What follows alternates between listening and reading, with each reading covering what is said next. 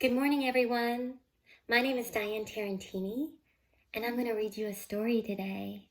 This goes out to all the young women out there, especially the ones in West Virginia. An artist loved me once.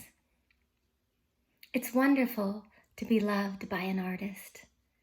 When they paint you over and over, it makes you feel beautiful. The painter and I were pen pals before we met. My roommate was dating a sculptor. The sculptor was friends with the painter, and voila. I loved the artist's letters. I skipped to the mailbox every day. Each envelope was a work of art. Even his signature was aesthetic.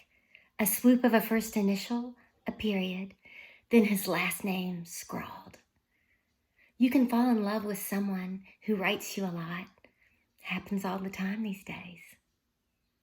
The artist mailed me a birthday present long before we met. It arrived snuggled in bubble wrap and brown grocery bag paper. I snipped the Scotch tape carefully with manicure scissors. It was a painting, sort of, a collage really, all aqua paint, real live dead butterflies, pictures of pickles, and torn out scraps of the Sears and Roebuck catalog. I fell in love right then with the idea of being loved by an artist.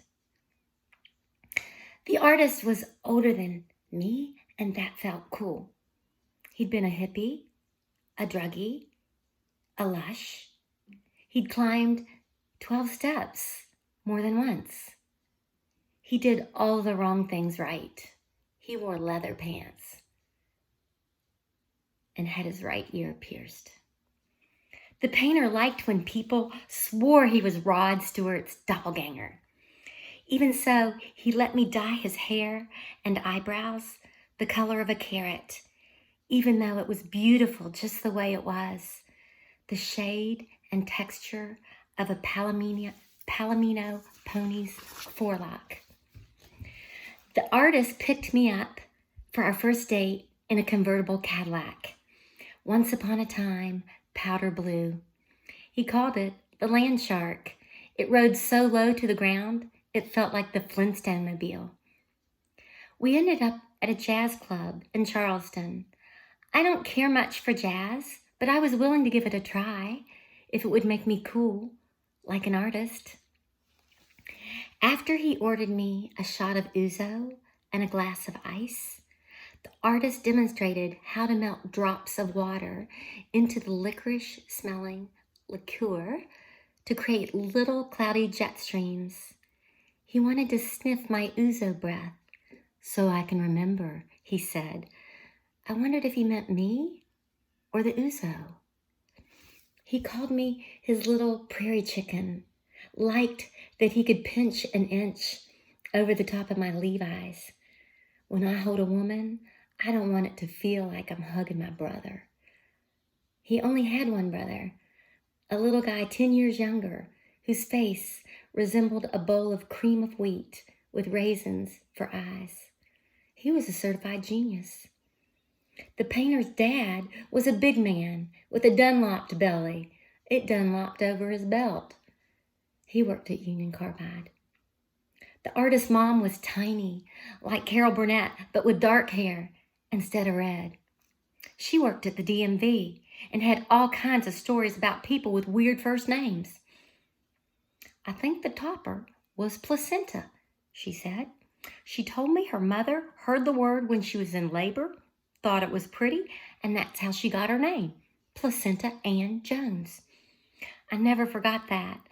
Or the twin girls named Christy and Shanda Lear. My family and most of my friends never did take to the artist. It wasn't like he tried to isolate me on purpose. The split, me and him on one side, everybody else on the other, happened naturally, like the parting of the Red Sea. I didn't mind too much because I was love-struck, baby.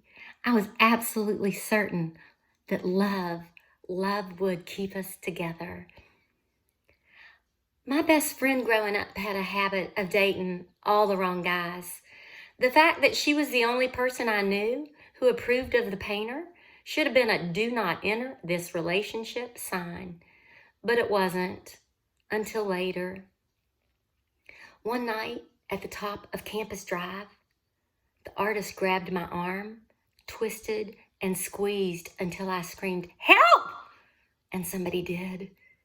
The next morning, as I leaned over the bathroom sink to get closer to the mirror to apply mascara, I told myself, I'm not going to be like Laura Jane. I'm not going to keep loving Mr. Wrong over and over.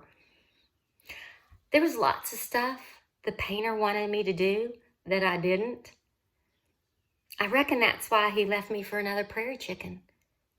I spied them one day, sitting in the window of the Boston Beanery on High Street, in matching paint-spattered overalls. I glanced away quickly, but not before I noticed she looked like a girl, Bugs Bunny. I decided he must like her because she was an artist.